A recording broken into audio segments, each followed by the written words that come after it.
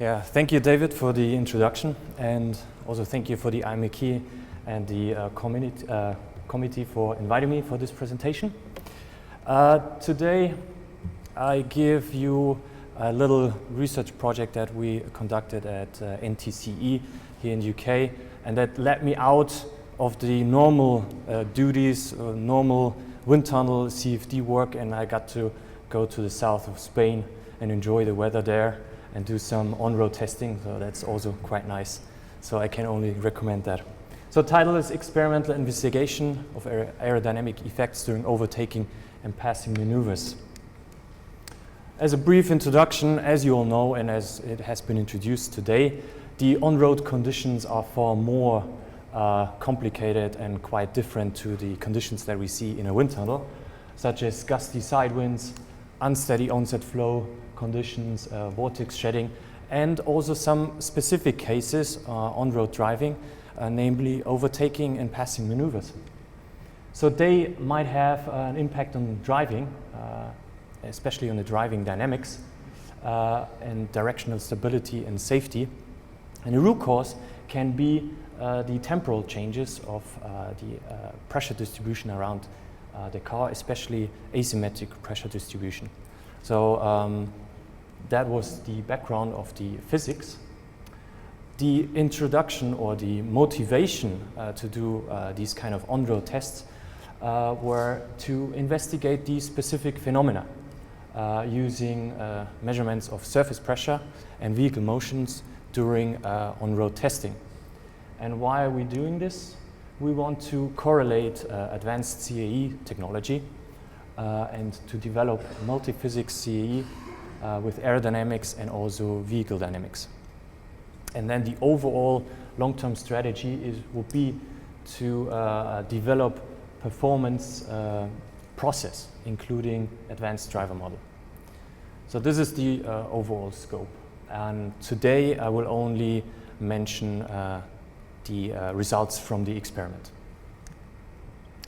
So, as I mentioned, we tried to study aerodynamics effects during overtaking and passing maneuvers in a semi-controlled environment. Semi-controlled meaning on a proving ground. So we measured the surface pressure, measured vehicle motion in the vehicle, and also there was a scope to establish a robust but also simple test procedure for future studies that might occur.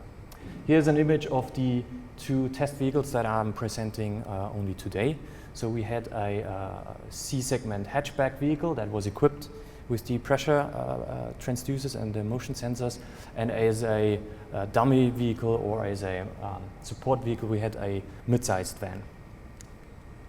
So pressure transducers were introduced in the vehicle body. For the guidance of the driver itself and to keep a straight path, we just simply took a camera that was mounted outside on the door mirror, facing downwards with a line marker on the asphalt, and to give the driver a guidance during the overtaking.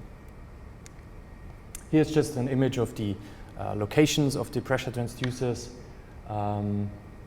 fairly on strategic locations on the vehicle. In terms of the location that we chose, we went to Idiada and we chose the dynamic platform A, which has a 2-kilometer straight section that we used for the overtaking and passing maneuver. So first I want to introduce the overtaking. So here in this plot you can see the distribution of the change of the pressure, and here is mentioned the actual change, so not the pressure acting on the vehicle without the overtaking, so we subtracted that, and only the effects during the overtaking for rear fender door and front fender location. The x-axis shows you a relationship of the van as it overtakes the car, and you can read the plot from left to right therefore. So you can see that there's a large negative pressure, especially at the rear fender, which is at the rear of the car, and there's a sudden pressure drop at the left door between 0.25 and 0.5 whereas 0.5 is where the van has a halfway overtaking the car. If we look at a vehicle motion data, here we plot the yaw rate during the overtaking maneuver, and also the longitudinal acceleration.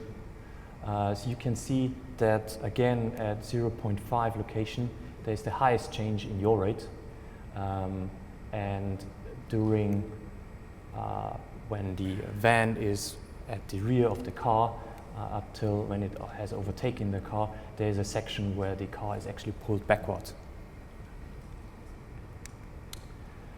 I want to just give you a simplified illustration of the pressure signals during that overtaking procedure. And first I give you around 4 significant stages during the overtaking.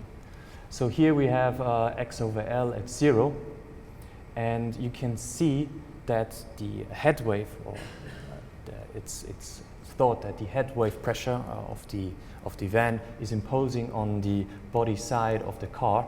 You see here the high pressure content, and also there is a low pressure content that is pulling the car backwards during that stage. If we move forward now at a very critical stage, this is when the van is halfway overtaking the car. We have now the high pressure is moving forward to the front left corner of the car. The low pressure is now more pronounced at the rear left corner of the car. Now we have a yaw moment acting on the vehicle imposed by the van, and this is a very crucial state when the van has halfway overtaken the car, which has also been found by other researchers, including Jeff Howell during wind tunnel tests. So at this stage we have a very sudden change of pressure distribution around the car. When the van is next to the car, we see that the pressure of the front has reduced. The low pressure on the body side has moved forward and is now pulling the car towards the van. There's also belief that the increased flow velocity between the two vehicles leads also to an increase of low pressure due to a apparent channel effect between the two vehicles. And then when the van has overtaken the car, the low pressure follows the van and is imposed again on the front left corner of the car, and basically the car is pulled towards the van. So these are very significant stages, and now I give you a little animation in a loop just to follow through that process. And you can see at the very beginning of the overtaking process, there's a slight increase of pressure on the rear of the car due to the oncoming van with the imposing head wave. Then the negative pressure is following the van around the vehicle and is pulled then forwards, pulling the vehicle forwards during the process. Now I'm showing you some intermediate results about the passing maneuver. Here I show you pressure distribution or pressure development on the front of the car. You can see that most of the pressure increase starts at 0.5 van distances to the car, and it's followed by a sudden pressure drop, especially for positions that are closest to the van. On the vehicle body side, the positive pressure, there's only a positive pressure change in the front left fender, and the left door and the left rear fender positions also read positive and negative values for this passing. And then here's the pressure signals for the rear of the car. We see that there's a peak of negative pressure starting at this location around 0.8, and again the highest changes of pressure are read by the locations closest to the passing van. So again, here a loop of simulation illustration that shows you the process during the passing maneuver. Again, you can see that the oncoming head wave appears to increase the pressure on the front of the car, which pulls it backwards. And then the negative pressure due to the separation around the van and the high velocity between the vehicles moves across the body side towards the rear, and then there is a slight low pressure region that follows the van and pulls the car backwards again. So if we want to compare the two events to each other, again, just looking at significant stages during both processes. First, for the overtaking, the car seemed to be pulled backwards and pushed away from the van, followed by a strong yaw moment pointing away from the van.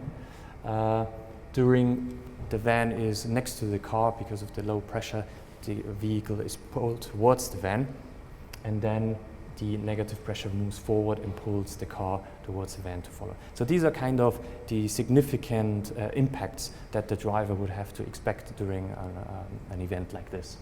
For the passing event, it's very similar, but at the beginning, the car is pulled backwards again because of the high pressure acting on it, with now also in the first stage having a yaw moment pointing away from the van. Then the vehicle is pushed forward due to the wake interaction and the low pressure interaction between the two vehicles. When the van is next to the car, again it's pulled towards the van and then pulled backwards when the van has overtaken. So these are kind of, again, the significant changes during those processes. So what can we conclude? What can I conclude from the presentation today? I just wanted to show a very simplified illustration to explore the changes of pressures during these events, just to get a very rough feeling of what is happening in terms of pressure. I tried to show that there is a significant asymmetric pressure distribution change during those events, and that leads or can lead to vehicle instability, impaired driving stability. I also tried to highlight that the van is dominantly imposing its pressure field onto the car, and that is the reason for the events. Overall, it can be said that the pressure amplitude, peak-to-peak amplitudes for the overtaking event are much higher than for the passing event, with comparable distances between those two vehicles. And my recommendation will be for future testing, we will use much more refined vehicle motion measurements to capture all the vehicle motion events. And also I would like to measure the steering torque during those events to give more information about the vehicle to driver interaction.